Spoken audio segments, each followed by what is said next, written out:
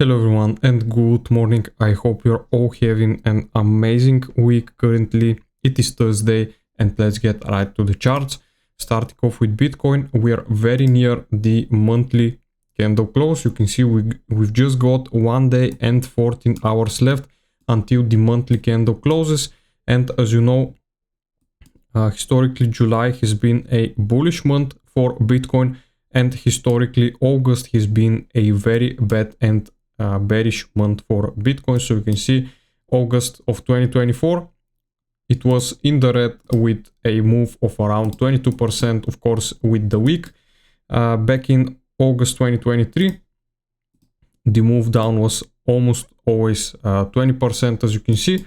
And if we go even back to 2022, even August was still a bearish month. So this does not mean that the month cannot start out bullish. So once you get the monthly candle, we go for another move basically towards the upside to around 67, or maybe even a bit higher to around 68, 69k, since there is also liquidity sitting around those levels. Now, why I say that is because if we drop down to the daily time frame and look at what's happening right now. Yesterday we had the FOMC meeting, no rate cuts, of course, as expected. There was no surprise hikes, so this is also nice. And you can see this monthly pivot has been very crazy level, and the POC level also right here has been flipped back above. We got yet another fake out yesterday, so it has been 3-4 days in a row. You can see right here with fake outs towards the downside, but right now with this also bearish head and shoulders pattern that has played out potentially, and this was the move being done right here at this low of around 62.6k. And right now from this low, Bitcoin is up around 3%. And if we measure a move potentially to the highs, once again, we're looking at a complete move of around 6.7%. And I believe this move will happen once we get the new monthly candle open, of course. And then I would be looking for the monthly candle of August to potentially turn bearish somewhere in the middle of the month. If we go back right here, let's see. So you can see last time August was bearish until basically the whole month was bearish. We had a sharp drop on the first monthly once the month opened, and then we had a correction up. So right now I do believe that we may be looking at exactly the opposite. Once the monthly candle opens, we get a nice rally up, and then the candle will turn bearish and take out the lows to potentially set another lower low right here. And we are going to be looking at this lower low as a potential bottom for this bear market. That's the macro outlook for now. If we look at the short term, you can see Bitcoin has managed to reclaim VWAP and right now is testing those highs right here yet again. And the next level would of course be the highs at around 65.7k.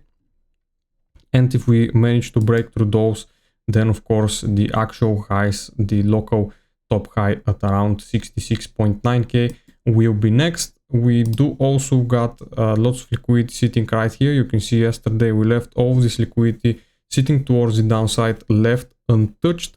So the market makers have not grabbed these liquidations yet. And I believe they will remain around here, and we are first going to be heading towards those high liquidations right here, sitting at around 67k, as I said. So those are going to be the next target for the remaining of the week. Fear and Greed Index right now is remaining at 37, so nothing new here. Spot ETFs also nothing new. We actually do have a first green day, but with only like 32 million. Of course, BlackRock buying 89 million, but the other institutions like Fidelity, they have sold off. So overall, we come into around 32 million of bullish spot ETFs. So this is potentially starting to turn the trend. Long versus shorts ratio is almost pretty even. Overall, more shorts, which of course could give us that nice continuation squeeze towards the upside to take out those highs potentially.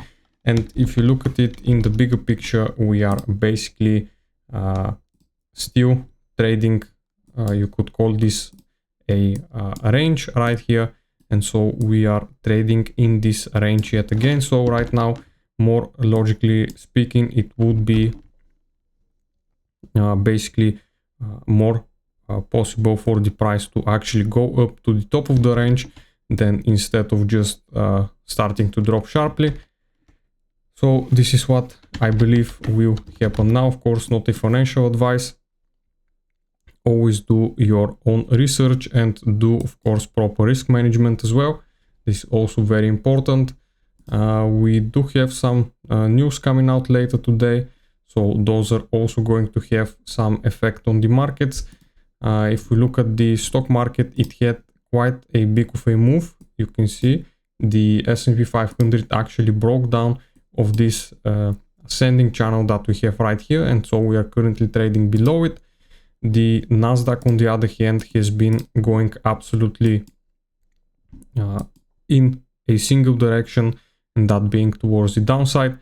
Right now, we are bouncing somewhere from this fair value gap that we potentially have right here, and also the monthly S3. As you can see, the pivot support caught price right here, almost exactly right to the dollar. Basically, you could say that is exactly right to the dollar. So this is a very nice move if you caught that one from the pivot levels, of course.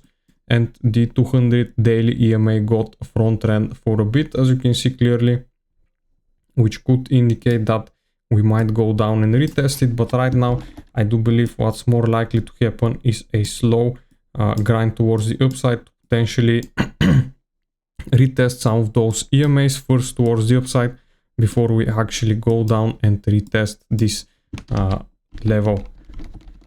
If we look at the dollar also did take quite a bit of a drop, but as you can see, it failed to take the highs. So we front end this level, and what I believe this means is that even if we get a pull down towards those EMAs right here, we are eventually going to reverse and keep going to potentially take out this or even this high that I have marked out right here.